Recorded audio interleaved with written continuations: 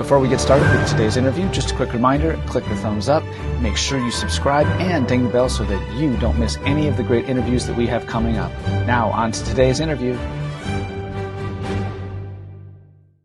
Welcome back, everybody. Today, my guest is composer Dr. Kevin Costley. His piece on the new Federation Festivals list is Riding in a Kayak.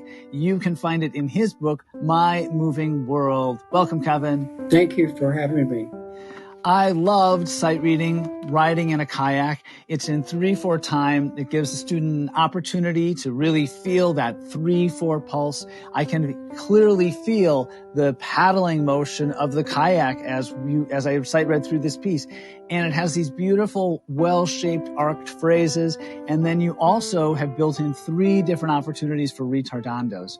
Talk to us a little bit about what we should be thinking about and teaching our students when we're working on riding in a kayak. I was trying to duplicate the feel of it. When I rode in a kayak, I was with my older sister, and we immediately changed directions without knowing what was happening, and we were dumped in the water. So we had to go back to shore and start over.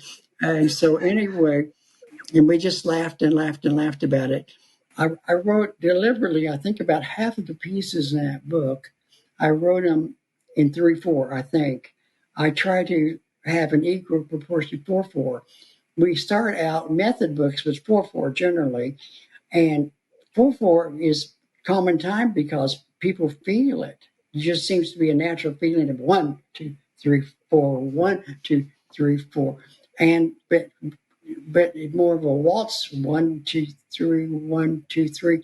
I've noticed kids, we wait too long in method books sometimes to get to the 3/4, and then it just blows their minds. And so I've always said, you have problems with the child, get up and move before you even put their hands on the piano.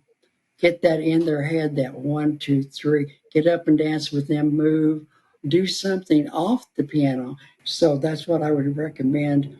4/4, you're not going to probably have any problem, but 3/4 is just like they just don't feel that. They've got to feel it and tap it, whatever. It's got to be inside. They've got to feel it before they can do 3/4, and then they'll just do great when they put their hands on the keyboard. That is great advice. How do you go about teaching students, and what advice do you have to get them to build each of these arced phrases to the top and to have some good phrase shaping as they're playing? I just think you go back and you shape the phrase, and it's by imitation.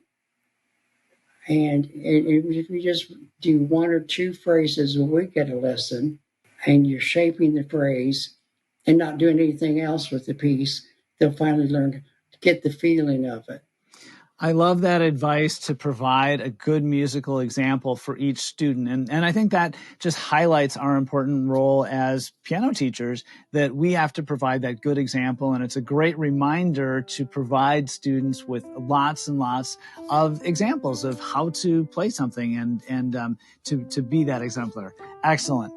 Is there anything else you'd like us to know about riding in a kayak? No, but I'm never going to ride in one again. That's awesome. I'm at a certain age, there's certain things I'm not going to do. Today, my special guest has been composer Dr. Kevin Costley. His book on the new Federation Festivals list is My Moving World. Thank you so much, Kevin. Thank you so much, Sam.